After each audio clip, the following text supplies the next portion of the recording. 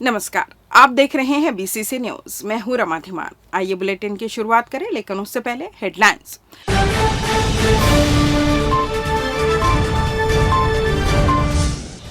Atmanand school में अव्यवस्था, collector ने निरीक्षण में 5 को किया सस्पेंड। धान खरीदी 14 नवंबर से, कलेक्टर ने दिए विशेष निर्देश। कटनी रूट में फिर 16 ट्रेनें रद्द, यात्रियों की बढ़ी मुसीबतें। और सिम्स का जायजा लेने पहुंचे कलेक्टर, मरीजों से पूछा हालचाल।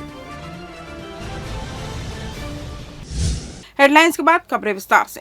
जिला कलेक्टर अवनीश शरण ने शनिवार को जयराम नगर आत्मानंद स्कूल मस्तूरी ब्लॉक का औचक निरीक्षण किया। परिसर में गंदगी और शिक्षकों में स्वेच्छाचारित का आलम मिलने पर स्कूल प्राचार्य, संकुल समन्वयक सहित 5 शिक्षक निलंबित कर दिए गए। इस दौरान कलेक्टर ने कक्षा सहित ऑफिस कार्यों का बारीकी से जायजा लिया और पाया कि सभी अपने दायित्वों को लेकर लापरवाही बरत रहे हैं, जिस पर स्वामी आत्मानंद अंग्रेजी व हिंदी माध्यम विद्यालय जयराम नगर की प्राचार्य एम मोइत्रा, मनोज कुमार तिवारी व्याख्याता एलबी, उषा महानंद व्याख्याता एलबी, प्रदीप कुमार राठौर व्याख्याता एलबी, गणेश राम मेरी संकुल समन्वयक को निलंबित कर दिया गया है। बिलासपुर हाईकोर्ट ने अपने फैसले में कहा कि छत्तीसगढ़ विश्वविद्यालय अधिनियम 1973 की धारा 52 लागू करने का अधिकार राज्य सरकार को है।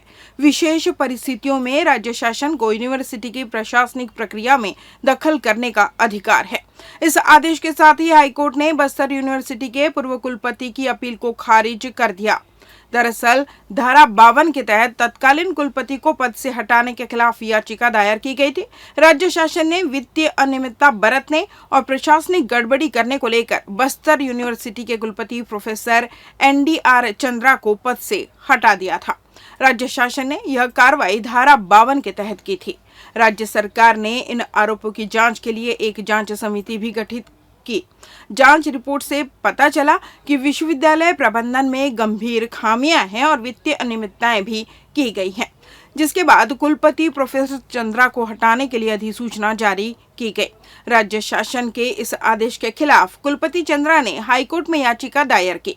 हाईकोर्ट की सिंगल बेंच ने केस की सुनवाई की। सभी पक्षों को सुनने के बाद हाईकोर्ट ने याचिका को खारिज कर दिया। कुलपति चंद्रा ने सिंगल बेंच के आदेश के खिलाफ हाईकोर्ट की डिवीजन बेंच में अपील की। चीफ जस्टिस रमेश सिन्हा और जस्टिस BD गुरु की डिवीजन बेंच में मामले की सुनवाई हुई। न्यायधानी की बेटी ने एक बार फिर राज्य में जिले के नाम का लोहा मनवाया है, जहां बिलासपुर की बेटी ने छत्तीसगढ़ राज्य स्तरीय रोलर स्पोर्ट्स चैंपियनशिप में 2 गोल्ड मेडल जिले के नाम हासिल किए।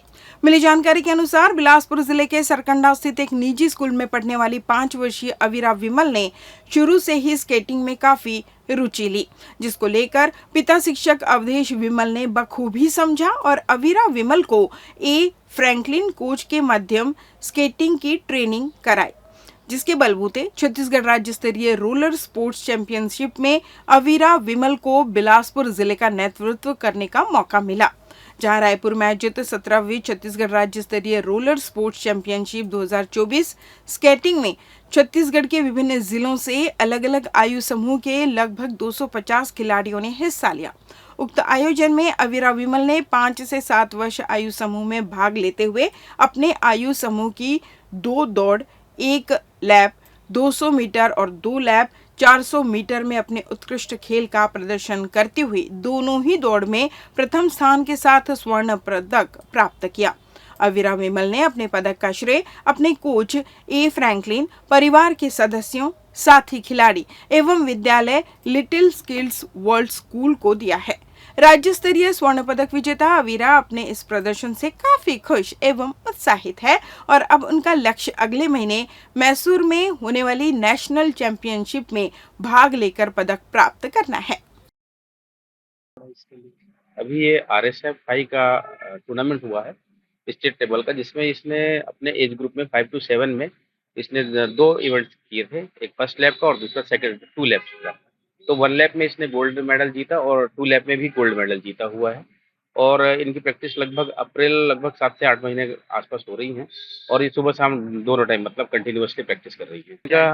अभी इनका सिलेक्शन, चूँकि दोनों गोल्ड मेडल लगे हैं स्टेट लेवल पे, तो अभी इनका सिलेक्शन नेशनल के लिए हुआ है और नेशनल जो अभी दिसंबर फर्स्ट वीक में होना है मैसूर में, तो वहाँ पर ये अपनी प्रतिभा दिखाएँगे और उम्मीद करते हैं वहाँ पर भी कोई न कोई पदक इनको प्राप्त हो।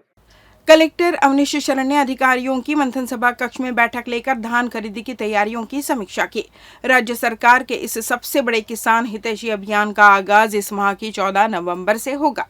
उन्होंने धान खरीदी से जुड़े हर पहलू की विस्तृत समीक्षा कर शासन की मंशा के अनुरूप चाक चौबंद व्यवस्था करने के निर्देश दिए। कलेक्टर ने कहा कि धान खरीदी प्रक्रिया में वास्तविक किसानों को किसी तरह की दिक्कत नहीं होनी चाहिए। धान बेचने से जुड़ी उनकी हर तरह की समस्याओं का संवेदनशीलता के साथ समाधान किया जाए। किसानों के नाम पर अपना हित साधने वाले और गड़बड़ी करने वाले आपराधिक तत्वों से सख्ती से निपटा जाएगा। ऐसे लोगों पर नजर रखने और पुख्ता कार्रवाई के लिए पूरा सिस्टम तैयार कर लिया गया है। कलेक्टर स्वयं अपने चैम्बर से खरीदी केंद्रों की हर तरह की गतिविधियों पर नजर रखेंगे। उल्लेखनीय है कि किसान पंजीयन की निर्धारित सीमा तक जिले में 1,32,562 किसानों ने पंजीयन कराया है। इसमें 6,000 नए किसान शामिल हैं।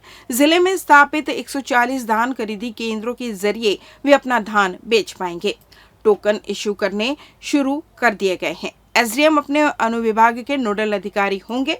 हर तरह की व्यवस्था के लिए वे जिम्मेदार होंगे। धान खरीदी केंद्रों सहित संग्रहण केंद्रों और राइस मिलों में पारदर्शिता के लिए सीसीटीवी कैमरे लगाए जाएंगे। इसके साथ ही इलेक्ट्रॉनिक कांटा बाड़ का तौल में इस्तेमाल होगा। परंपरागत कांटा तौल किसी भी रूप में स्वीकार नहीं किया जाएगा। कृषि विभाग के RAEO को अपने क्षेत्र में धान खरीदी केंद्र के लिए नोडल अधिकारी बनाए गए हैं। धान खरीदी के शुरू होने से लेकर अंत तक उनका बैठे रहना जरूरी किया गया है। धान बेचने वाले पंजीकृत किसानों का बायोमेट्रिक सत्यापन किया जाएगा। एकीकृत किसान पोर्टल में दर्ज आंकड़े ही धान खरीदी के लिए आधार होंगे। कलेक्टर ने सभी तहसीलदारों को चेकलिस्ट के अनुरूप सत्यापन कर रिपोर्ट जमा करने के निर्देश दिए। लेते हैं छोटा सा ब्रेक। पिछले 17 वर्षों से रियल एस्टेट के क्षेत्र में दे रहे हैं अपनी सेवाएं और लगातार शहर की जनता को एक नई लिविंग लाइफस्टाइल। अपने कार्यों एवं सेवाओं के माध्यम से लाखों लोगों की उम्मीदों को दिया है आकार। इसलिए जिले में ही नहीं पूरे प्रदेश में इनकी पहचान है बरकरार। आपके सपनों के घर को हकीकत में बदल कर है दिखाना, इसलिए आपके लिए लेकर आए हैं भाटी आशियाना।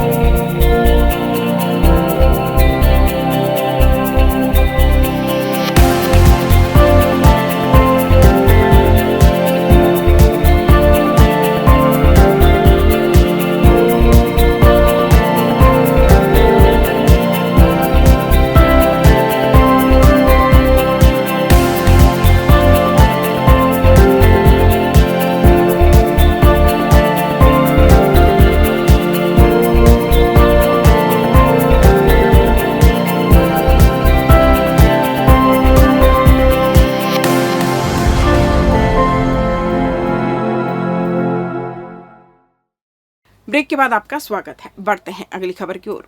रेलवे ने छत्तीसगढ़ से गुजरने वाली 16 ट्रेनों को कैंसिल कर दिया है। बिलासपुर रेल मंडल के करकेली स्टेशन में तीसरी लाइन को जोड़ने का काम किया जाएगा, जिसके चलते कटनी रूट की गाड़ियां 16 से 20 नवंबर तक नहीं चलेंगी। रेलवे ने यात्रियों की सुविधा के लिए वैकल्पिक व्यवस्था बनाने के बजाय असुविधा के लिए खेद जताया है। दरअसल दक्षिण पूर्व मध्य रेलवे के अनूपपुर कटनी सेक्शन में कुल 165.52 किलोमीटर रेलवे लाइन का काम चल रहा है, जिसकी कुल लागत 1680 करोड़ है। अब तक इस सेक्शन में 101.40 किलोमीटर रेलवे लाइन का कार्य पूर्ण किया जा चुका है। करकेली रेलवे स्टेशन को तीसरी रेल लाइन को जोड़ने का यह कार्य 17 से 19 नवंबर तक विभिन्न तिथियों में किया जाएगा। इस कार्य के पूर्ण होते ही गाड़ियों की समयबद्धता और गति में तेजी आने का दावा किया जा रहा है। इस कार्य के फलस्वरूप दक्षिण पूर्व मध्य रेलवे से होकर चलाने वाली कुछ यात्री गाड़ियों का परिचालन प्रभावित रहेगा। शुक्रवार को रेडियोग्राफर प्रकोष्ठ द्वारा अंतर्राष्ट्रीय रेडियोलॉजी दिवस मनाया गया। पूरा बस स्टैंड के एक निजी होटल में आयोजित कार्यक्रम में मुख्य अतिथि के रूप में प्रभारी CMHO Pramod Tiwari, CIMS medical college के अधिष्ठाता डॉक्टर रमणेश मूर्ति, अधीक्षक डॉक्टर लखन सिंह सहित अन्य वरिष्ठ डॉक्टर रेडियोग्राफर पहुंचे, जिनकी उपस्थिति में अतिथियों के द्वारा रेडियोलॉजी के जनक विलियम रोंजन के चित्र पर माल्यार्पण कर दीप प्रज्वलित कर कार्यक्रम का शुभारंभ किया गया। इस दौरान अतिथियों ने एक्सरे के आविष्कारकर्ता जर्मन फिजिसिस्ट विलेम कोनराड रांजन के दूरदर्शी आविष्कार जो मानव जीवन की रक्षा के लिए महती भूमिका निभा रही है, उस पर प्रकाश डाला। इस बीच स्वास्थ्य कर्मचारी संगठन के जिला अध्यक्ष अमरू साहू ने जानकारी देते हुए बताया कि इस वर्ष सिम्स चिकित्सालय के रेडियो डायग्नोसिस विभाग में 10,862 मरीजों का सीटी स्कैन व सीटी गाइडेड बायोप्सी कर कैंसर, ट्यूमर व लकवा के मरीजों का जांच व उपचार में मदद मिली है। साथ ही लगभग 62,578 मरीजों का एक्सरे जांच हुआ है। वहीं जिला चिकित्सालय बिलासपुर में लगभग 10,863 मरीजों का एक्सरे जांच हुआ तथा राज्य मानसिक चिकित्सालय सेंद्री में लगभग 1,000 मरीजों का एक्सरे जांच हुआ है। इसी तरह अपोलो हॉस्पिटल में लगभग 40,000 एक्सरे और 15,000 सीटी स्कैन जांच का लाभ मरीजों ने उठाया है। कार्यक्रम के दौरान हाईटेक सोनोग्राफी सेंटर के सीनियर रेडियोग्राफर अरुण कश्यप ने बताया कि रेडियोलॉजी का उपयोग आज के समय में न केवल रोगों की पहचान में बल्कि उनकी सफल उपचार में भी महत्वपूर्ण भूमिका निभा रहा है। एक्सरे, सीटी स्कैन, एमआरआई और अल्ट्रासाउंड जैसी तकनीकी रोगियों के लिए निदान और इलाज को आसान बनाती है, जिससे लाखों लोगों की जान बचाई जा रही है।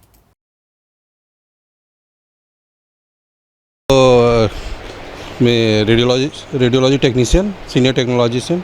हमारे यहाँ अपोलो में per day at least 50 to 60 CT scan होते हैं और 150 से 200 एक्सरेज, जो कि ये मेडिकल फील्ड में बैकबोन है डायग्नोसिस का। इसके बिना हम उपचार बहुत ही अधूरा रहता है। इसके बिना मरीजों का उपचार लगभग आप ये समझ लीजिए कि ये असंभव है।